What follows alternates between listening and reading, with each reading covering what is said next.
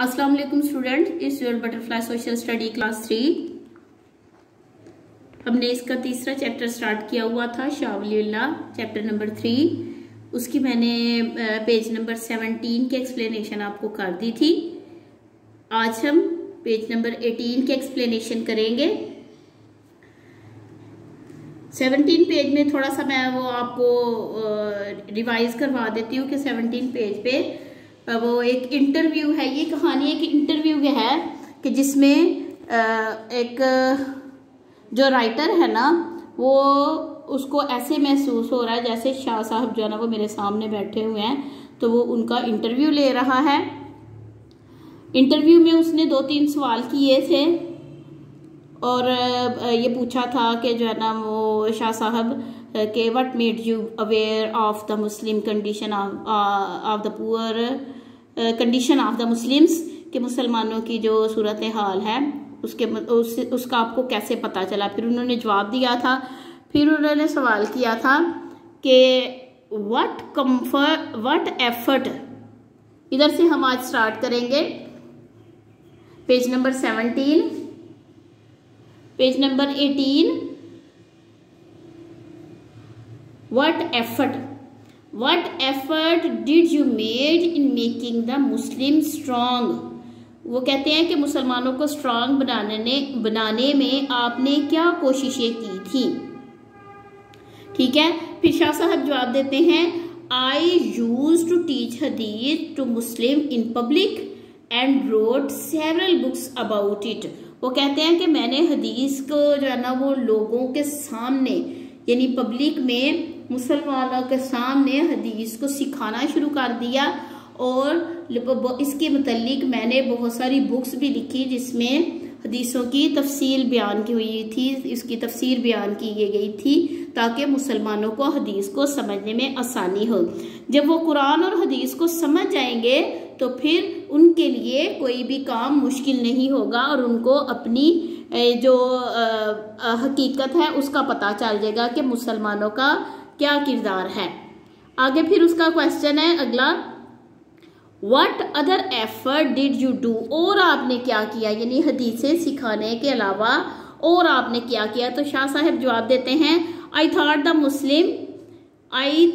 Muslim that Islam is the most suitable religion for all the people. मैंने सोचा कि मुसलमानों के लिए कि इस्लाम जो है ना वो सबसे अच्छा मजहब है जो सारे लोगों के लिए है, जो सारे लोगों की भलाई के लिए है, क्योंकि कुरान मजीद में भी है, इन्नद दीना इंदल्लाहिल इस्लाम, बेशक दीन अल्लाह के नज़दीक इस्लाम ही है। यानी बाकी जो मज़ाहब है उसमें वक्त के साथ साथ उसकी मज़ाहब में मुख्तलिफ तब्दीलियाँ आ गई हैं और इस्लाम वो दीन है जो क़यामत तक कायम रहेगा। It has the solution to each and every problem of the human being, कि ये वो दीन है कि जिसमें मुसलमानों के हर मसले का हल मौजूद है। I spent my whole life in making the Muslim strong religiously. वो कहते हैं कि मैंने अपनी सारी जिंदगी जो है ना वो मुसलमानों को मजहबी तौर पर स्ट्रांग करने में गुजार दी कि वो मजहबी तौर पर मजबूत हो। And save them from the enemies, और उन्हें दुश्मनों से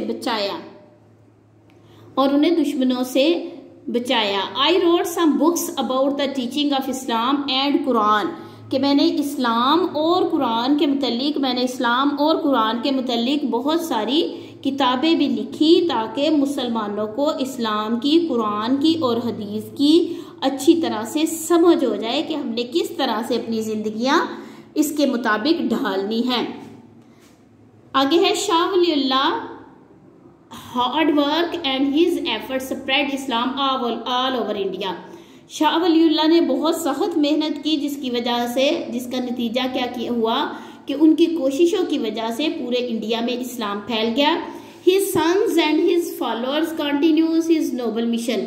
और फिर उनके बाद, उनकी वफात के बाद, शाह वलीउल्लाह की वफात के बाद उनके बेटों ने और उनके फॉलोअर्स ने जो है ना वो इस मिशन को आगे जारी रखा।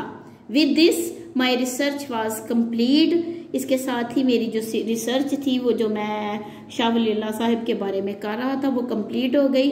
सो आई स्लेप्ट, फिर मैं सो गया। ये राइटर कह रहा है एंड पे, जिस तरह से उसने स्टार्ट की थी ना स्टोरी, उसी तरह वो एंड करके कह रहा है कि फिर मैं सो गया, मैंने अपनी रिसर्च कंप्लीट कर ली, फिर मैं सो गया। When I woke up he was not there. जब मैं जागा तो वो हजरत शाह वलीउल्लाह वहाँ नहीं थे, क्योंकि उसने ख्वाब में देखा था कि हजरत शाह वलीउल्लाह उसके सवालात के जवाबात दे रहे हैं। आपने इसकी एक्सप्लेनेशन को अच्छी तरह से 2-3 दफ़ा सुनना है और इसकी रीडिंग भी करनी है। पेज नंबर 17 और पेज नंबर 18 की आपने अच्छी तरह से रीडिंग करनी है। जब आप रीडिंग करेंगे तो आपको पता चल जाएगा कि इस कहानी में क्या कुछ है, और साथ आपने इसकी एक्सप्लेनेशन भी 2-3 दफ़ा सुननी है, ताकि आपको ये चैप्टर के मुतालिक सारा कुछ पता चल जाए, और फिर इसके मुतालिक अगर कोई भी सवाल हो तो वो आप इसका इजीली जवाब दे सकें।